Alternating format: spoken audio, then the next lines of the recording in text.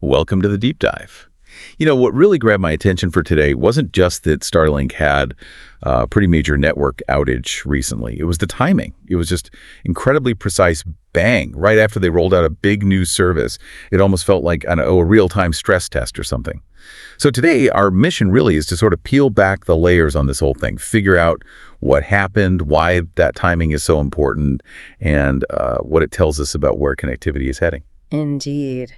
And when you talk about satellite internet, it's such an ambitious goal, right? Trying to connect places that, traditional cables just can't reach. So, our focus for this deep dive is definitely to dig into the sources you've found on this Starlink event and pull out the key insights. Look beyond the headlines, Okay, so let's unpack the core event. We're talking about Elon Musk's Starlink, the satellite internet service. It had what they called a network outage on Thursday, July 24th, 2025. And this wasn't small, not just a few people. We saw over 60,000 reports logged on Down Detector right at the peak. And Down Detector, for anyone who doesn't know, that's where users report problems themselves. So it gives you a pretty good immediate sense of how widespread things are. Yeah, and what's really interesting here is how quickly things seem to happen and how they communicated it. You had Elon Musk himself jump onto Twitter at 4:30 p.m. Eastern time. He apologized, said service will be restored shortly. Then less than 2 hours later, 6:23 p.m. Eastern, Michael Nichols, he's the VP of Starlink Engineering at SpaceX, he posts an update, said service was, quote, mostly recovered after about 2.5 hours. And then Starlink's main account confirmed full restoration a bit later. They haven't given us the full technical breakdown, but an outage like that, hitting a global system but recovering so fast, it often points towards maybe a software glitch or perhaps an issue at a key ground station that they could quickly revert or fix. It shows some agility, definitely, but also maybe how vulnerable these complex systems can be. That is incredibly fast, though.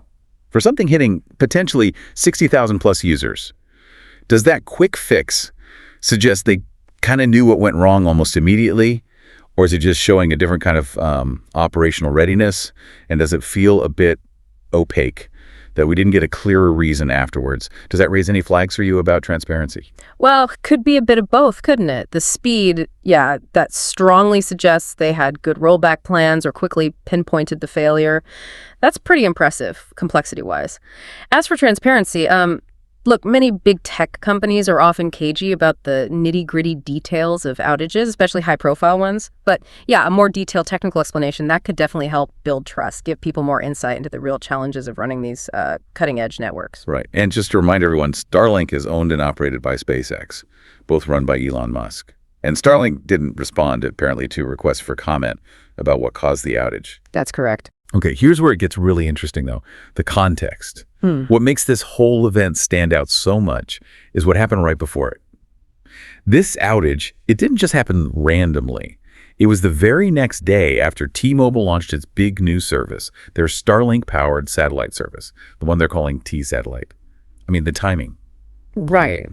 And if we connect this to the bigger picture, look at T-Mobile's reaction. It's quite telling. Despite Starlink having this major wobble, T-Mobile put out a statement saying their T-Satellite service was, quote, operating normally. No network impacts, no outages for them. Now, they designed T-Satellite for a very specific niche, initially at least, keeping phones connected for basic texts, mainly, in places no carrier towers can reach, as they put it. That is interesting. T-Mobile saying they were unaffected when it's running on Starlink's tech. Does that mean T-Satellite is on, a totally separate bit of the Starlink network? Or maybe is the way T-Mobile defines an outage different for their sort of low bandwidth tech service compared to Starlink's main internet offering? That's a really good question. It's very likely that T-Mobile service, especially just focusing on texting to start, uses a specific segment of Starlink's system, perhaps one with more redundancy built in for that direct-to-cell capability. Or it could simply be that the amount of data, the traffic demands for basic texting, are just so minimal compared to full internet browsing or streaming. So they might be less sensitive to the kind of network issues that would impact a regular Starlink user. Or maybe their system just buffers through short glitches better. It really highlights how connectivity isn't just one thing, it depends on the application. And then, adding another wrinkle here, Musk himself had posted earlier that same Thursday, before the outage hit, he said the company's direct-to-cell service, the tech behind T-Satellite, was growing fast. Does So that really paints a picture of this momentum building, high expectations, maybe pressure building up right before this outage happened, like the system was being pushed. It definitely raises that important question, doesn't it, about scale versus reliability. And it goes beyond just this one event. There was a recent study, actually, that suggested Starlink's speeds and even its reliability tend to dip a bit as it gets more popular in an area. So that finding kind of adds another layer here, context for this outage. It points to potential, challenges with scaling up smoothly as more and more people sign on. It's that classic problem, right? Success brings its own headaches. The more people use it, the harder it can be to keep everything running perfectly. That's a fascinating point, popularity hitting reliability. And is that just a Starlink thing, or do we see that elsewhere? Because it sort of reminds me, I've seen similar kinds of issues with Musk's other big projects, haven't we? I mean, look at X, social media site X, formerly Twitter. He paid, $44 billion for it back in 2022? And X has had its share of outages, too, just in the last few months.